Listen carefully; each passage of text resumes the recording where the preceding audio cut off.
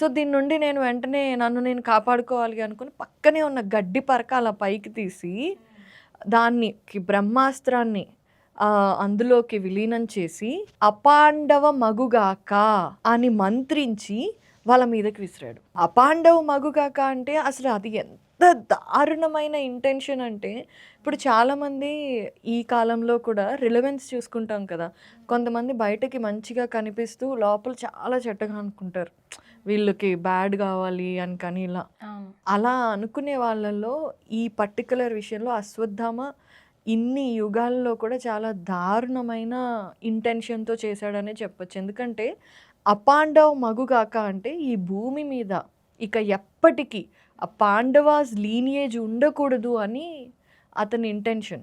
ఇప్పుడు నీకు కోపం ఉంటే పాండవుల మీద ఉందనుకో, నీకు కోపం ఉంటే ఆ పాండవులతో నువ్వు ఫైట్ చెయ్యి, యుద్ధం చెయ్యి. అంతేకాని వాళ్ళ నెక్స్ట్ తరాలు పాపం ప్రెగ్నెంట్‌గా ఉన్న వాళ్ళ కుటుంబంలోని ఆడవాళ్ళ గర్భంలో ఉన్న పిల్లలు ఏం చేశారు? వాళ్ళకి ఇంతవరకు ఏమీ తెలీదు కదా, వాళ్ళు కూడా చనిపోవాలి అనే ఇంటెన్షన్‌తో, అసలు పాండవ లీనియేజ్ డిస్ట్రక్ట్ అయిపోవాలి అనే ఉద్దేశంతో అపాండవ మగుగాక అని ఆ గడ్డి పరక విసిరేసాడనమాట. అది బ్రహ్మాస్త్రంగా మారిపోయింది.